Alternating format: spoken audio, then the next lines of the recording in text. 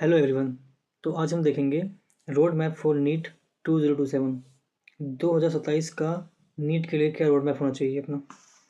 तो पहली बात तो हमें मालूम होना चाहिए कि जो सीबीएसई बोर्ड का एग्ज़ाम होता है और नीट में ज़मीन आसमान का अंतर है। किसी बच्चे को अगर सीबीएसई बोर्ड में पास होना है और नीट को क्वालिफाई करना है तो उसके लिए डिसिप्लिन, कंसिस्टेंसी, डेली रूटीन का होना, हेल्थ का अच्छा रहना और बार बार रिवीजन करना मोस्ट इम्पॉर्टेंट है।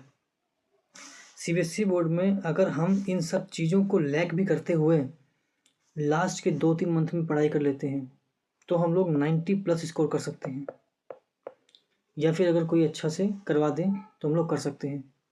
लेकिन नीट जैसे कॉम्पिटिटिव एग्ज़ाम को हम इन सब चीज़ों को मिस करके बिल्कुल भी क्लियर नहीं कर सकते।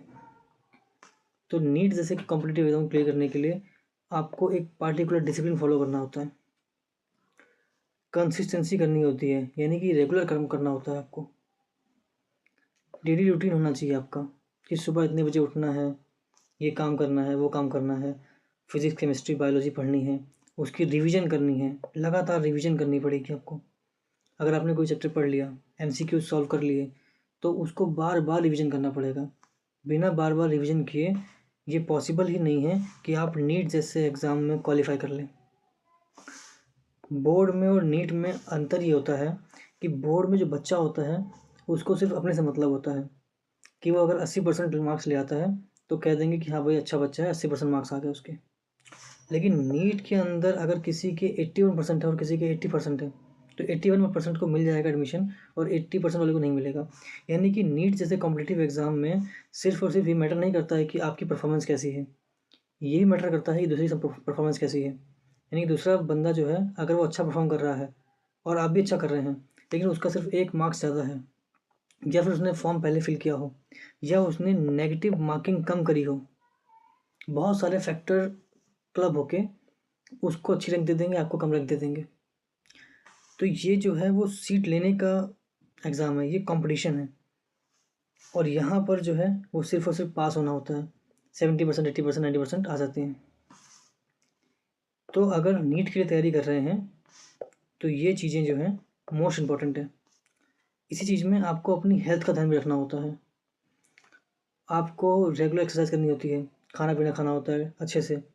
अगर इन सब चीज़ों को ध्यान नहीं देंगे तो एक बार बीमार पड़े आप अगर, और आपका अगर 4 दिन भी चला गया, आप 4 दिन भी पढ़ाई नहीं किए, तो ऐसा लगेगा जैसे कि आप बहुत पीछे हो गए नीट में, क्योंकि कंसिस्टेंसी ब्रेक हो जाएगी आपकी।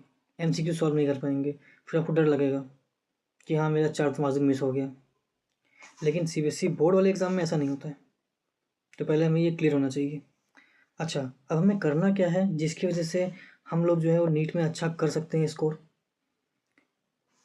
नीट 2027 में होना है तो पहली बात तो सिलेबस अपना ख़त्म होना चाहिए दिसंबर में।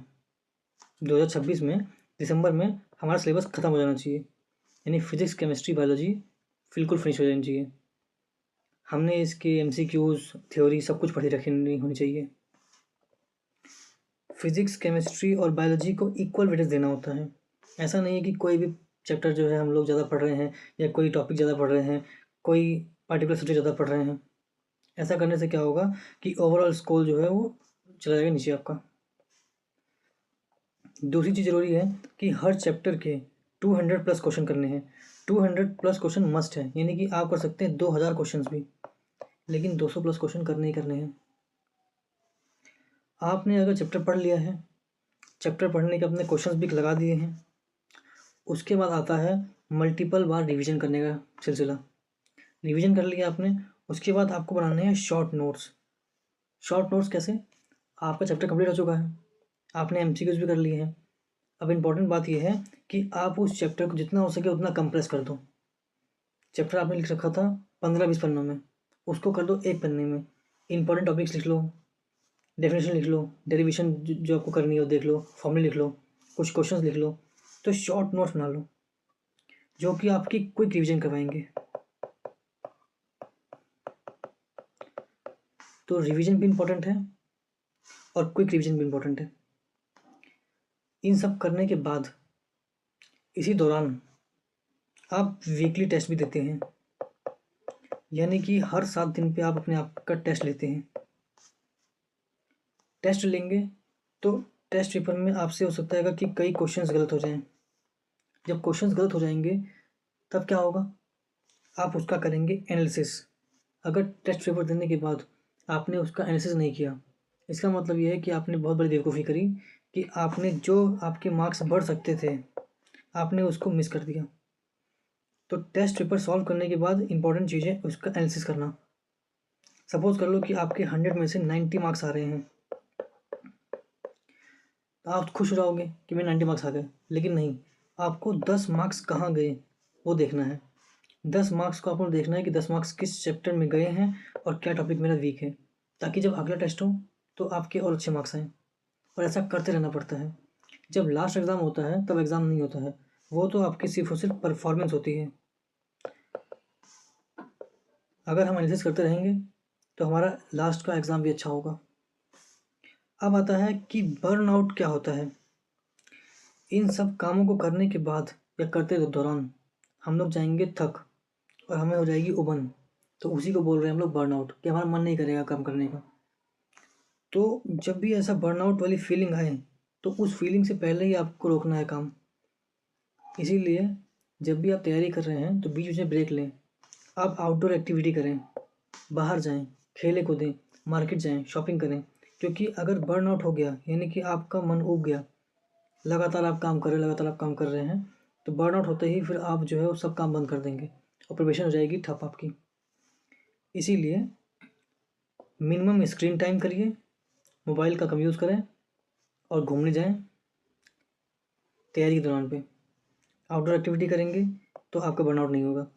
क्योंकि जब जिस दिन आपका बर्नआउट हो गया या फिर आप थक गए, एकदम ऊब गए पढ़ाई से, तो फिर आप 5-6 दिन वेस्ट कर दोगे। नोट करने वाली बात यह है कि अगर आपको शाइन करना है सन की तरह तो जलना ही पड़ेगा उसकी तरह। इसलिए एक महान कोट है, if you want to shine like a sun first burn like a sun.